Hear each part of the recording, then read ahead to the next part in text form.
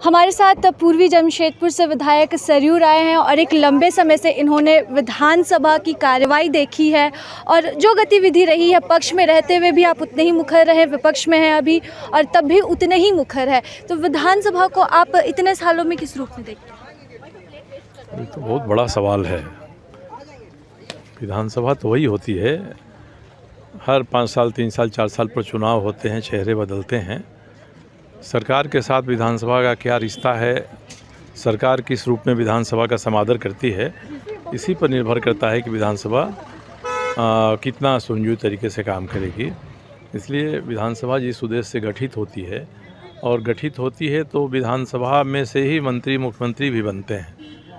तो कार्यपालिका का अंग होने के बाद अगर देखें कि विधायिका के साथ हमारा समन्वय रहे और विधायिका की जो चाहत है जिसके लिए बनी है, सवाल उठाए जाते हैं, सवालों पर आश्वासन मिलता है। विधानसभा की समितियां हैं, समितियों में वे मामले आते हैं जो सरकार सही तरीके से नहीं कर रही है, समितियां अपनी अनुशंसा देती हैं। अगर सरकार इतना सचेत रहेगी कि विधानसभा समितियों की अनुशंसाओं पर हम गौर करें, जो सवाल विधायक उठाते हैं विधानसभा में उसका हम यथासंभव अधिकतम सही उत्तर दें, तो विधानसभा की सार्थकता रहेगी। ये नहीं होगा तो लगेगा कि सरकार जो है कार्यपालिका है वही विधायिका को हाँक रही है। और पिछले कुछ वर्षों से स्थिति बनती जा रही है कि विधानसभा में सही उत्तर नहीं आना और विधानसभा को अधिक समय तक काम नहीं करना, काम करना तो बीच बीच में व्यवधान होना, ये सब जो चीज़ें हो रही हैं, इस पर एक साथ पक्ष विपक्ष के लोग बैठकर नहीं सोचेंगे तब तक तो विधानसभा की स्थिति नहीं सुधरेगी। कि अगर ऐसा होगा तो स्थिति अच्छी रहेगी, क्योंकि हमारा जो भारत राज्य है ये भारत में संघीय ढांचा है, राज्य भी हैं केंद्र भी हैं, दोनों के अपने अपने अधिकार हैं। हमारा जो अधिकार है, हमारी जो सीमा मर्यादा है, उसका हम अतिक्रमण करने लगेंगे केंद्र या राज्य, तभी टकराव की स्थिति पैदा होती है। हम अपनी सीमा मर्यादा में रहकर संसदीय लोकतंत्र को मजबूत करें तो उससे जनता का हित सकता है। राज्यपाल ने इसी की ओर संकेत किया है। इसलिए व्यक्ति की बात नहीं है कि अमुक व्यक्ति राज्यपाल है, अमुक व्यक्ति मुख्यमंत्री है, अमुक व्यक्ति चीफ जस्टिस है।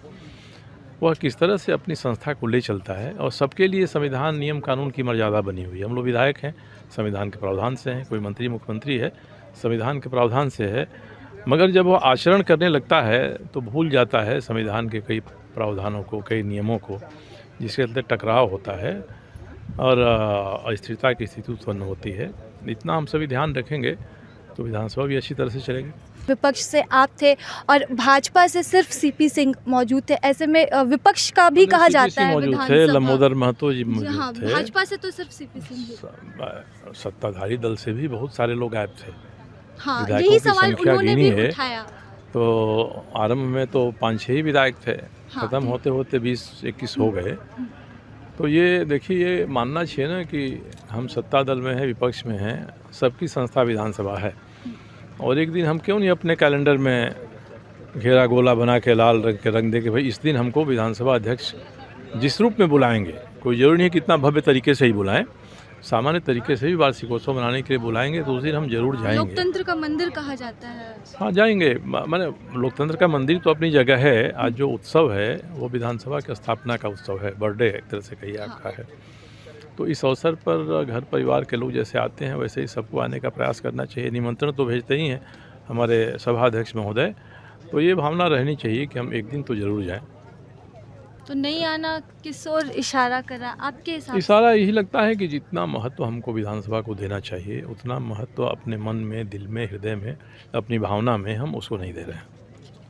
तो ये थे हमारे साथ पूर्वी जमशेदपुर से विधायक सरयू राय, जिन्होंने एक लंबे समय से विधानसभा की कार्यवाही देखी है और वो समझते हैं कि कितना बदलाव आया तब के विधानसभा जब गठित की गई थी तब और अब में। और ऐसे में जो सवाल अभी यहाँ पर उठ रहे हैं कि पक्ष और विपक्ष से कई कुर्सियाँ खाली थी, विपक्ष से सरयू राय और बगोदर से विधायक विनोद सिंह जिन्हें कि सर्वश्रेष्ठ विधायक से सम्मानित किया गया। ऐसे में इसके अलावा भाजपा से केवल सीपी सिंह मौजूद थे, तो विपक्ष इतने में सिमट गया और पक्ष से भी कई कुर्सियां खाली थी। तो ये सवाल ज़रूर उठ रहा है और ये दोनों ही तरफ से कहा गया कि ये जिम्मेदारी होनी चाहिए उनकी, और यह पूछा जाना चाहिए कि आखिरकार वो इतने महत्वपूर्ण दिन को कैसे भूल सकते हैं और कैसे नहीं आ सकते हैं। तो फिलहाल इसी सवाल के साथ प्रभात खबर के वीडियो सेक्शन से मैं राजलक्ष्मी, सहयोगी पीयूष के साथ। प्रभातखबर.com, विश्वास वही, रफ्तार नहीं।